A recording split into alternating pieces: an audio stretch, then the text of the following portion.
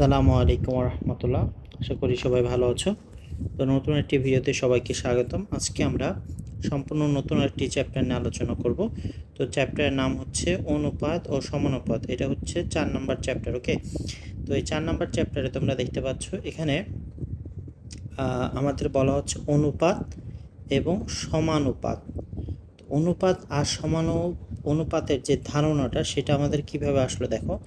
তো মনে করো হচ্ছে এখানে আমাদের একটা জিরাফ দেখতে পাচ্ছ। তো জিরাফের এই যে গলা, এখান থেকে শুরু করে এই পর্যন্ত এই গলার যে দৈর্ঘ্য, পুরো শরীরের দৈর্ঘ্যের কত অংশ বা কতটুকু, সেটা যদি আমরা প্রকাশ করতে চাই তাহলে আমাদের কি লাগবে, আমাদের হচ্ছে অনুপাতটা লাগবে।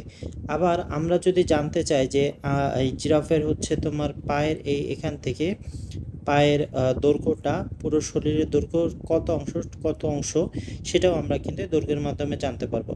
চলো আমরা দেখি এখানে কি বলতেছে।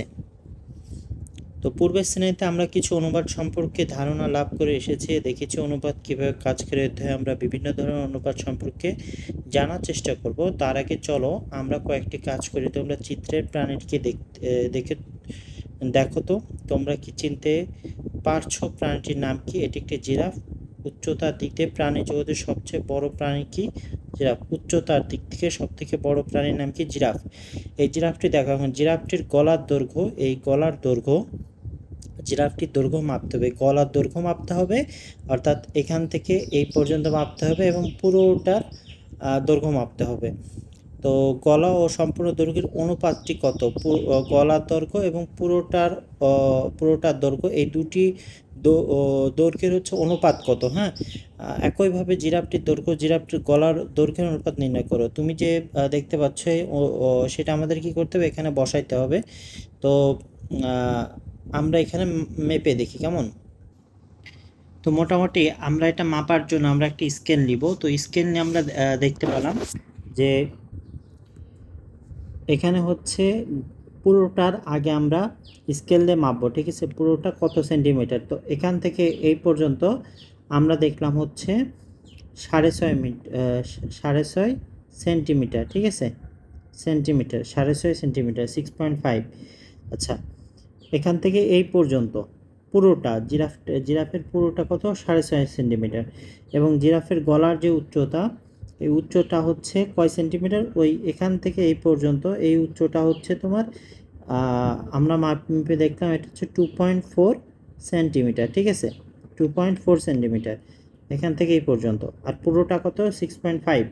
আচ্ছা, মাঝেরটা হচ্ছে 1.6 সেন্টিমিটার, এই যে মাঝের এই অংশটুকু এখান থেকে হচ্ছে এই পর্যন্ত।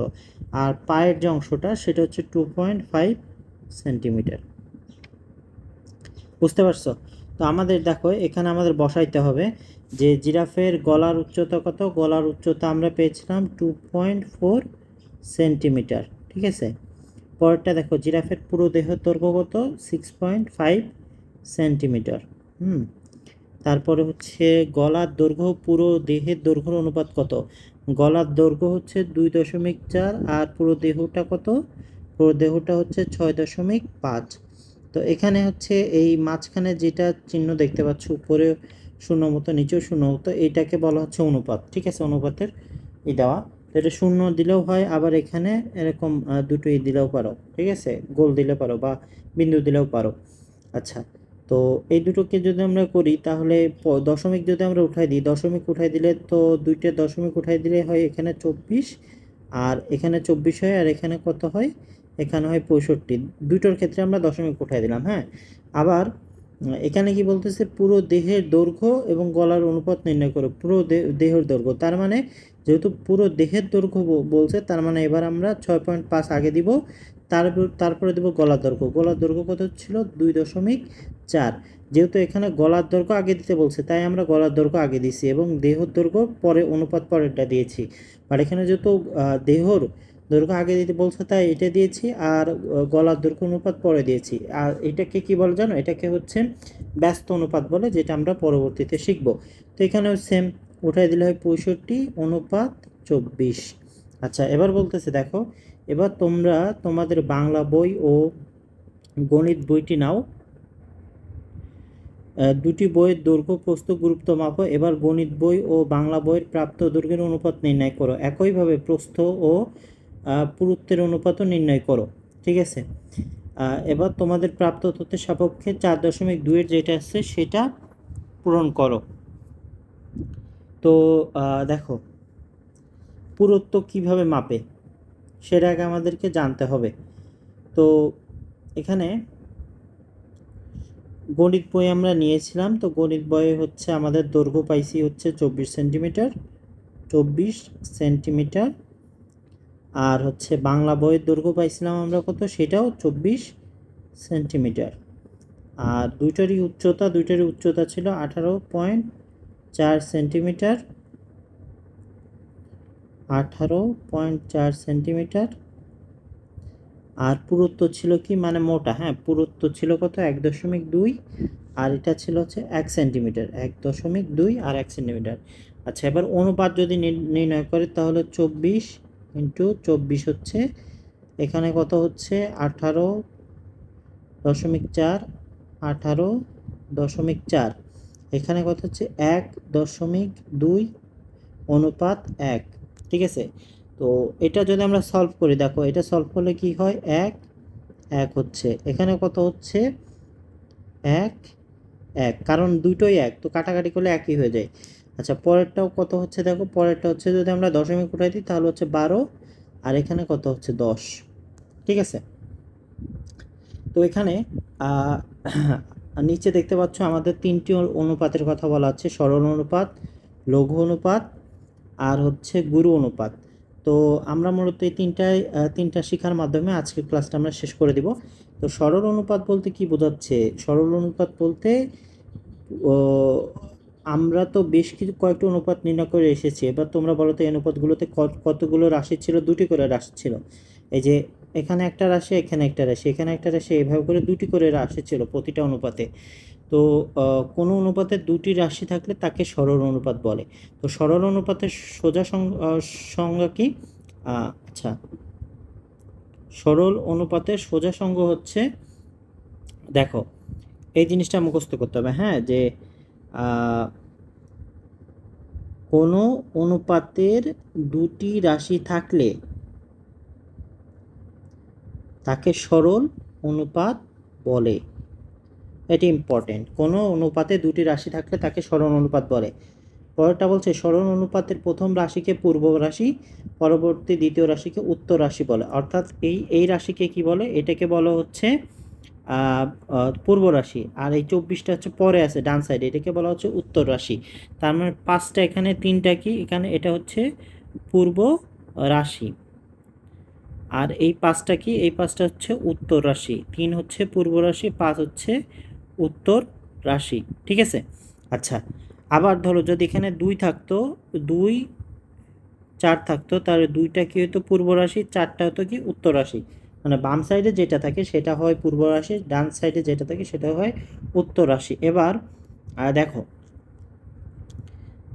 যখন এখানে কত হচ্ছে 3 5, যখন এই পূর্ব রাশিটা উত্তর রাশি থেকে কি হবে, ছোট হবে। এটা যখন ছোট হবে, এটা যখন ছোট হবে আর এটা যখন বড় হবে, অর্থাৎ পূর্ব রাশি যখন ছোট হবে, কোন একটি অনুপাতের পূর্ব রাশি যখন ছোট হবে এবং উত্তর রাশি যখন বড় হবে, তখন সেটাকে বলা হচ্ছে লঘু অনুপাত।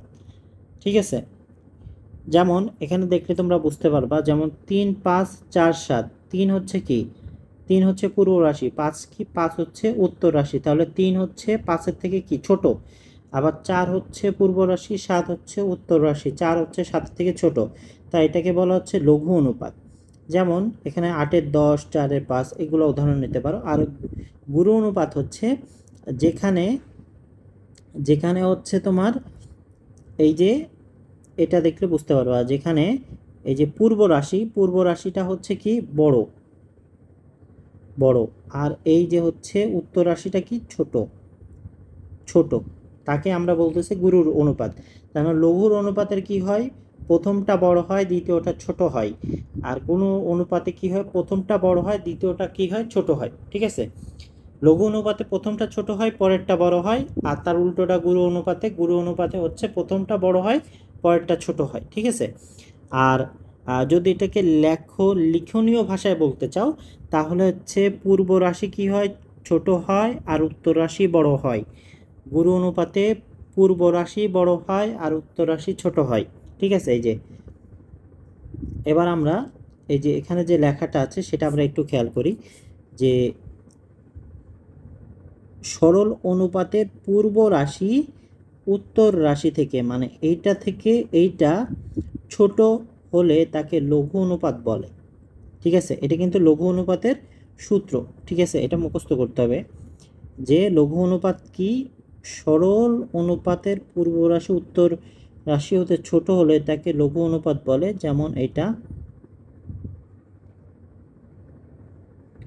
তো এইটুকু একটু ভালো পড়তে হবে। সরল অনুপাতের পূর্ব রাশি উত্তর রাশি থেকে ছোট হলে তাকে লঘু অনুপাত বলে, মানে প্রথমটা ছোট হবে পরেরটা বড় হবে। আর গুরু অনুপাতে দেখো এখানে বলছে কোনো সরল অনুপাতের পূর্ব রাশি উত্তর রাশি থেকে বড় হলে, পূর্ব রাশি মানে পরেরটা থেকে, এই 4 থেকে যদি 7 বড় হয়, মানে পরেরটা থেকে যদি প্রথমটা বড় হয় তাহলে সেটা আমরা বলবো গুরু অনুপাত।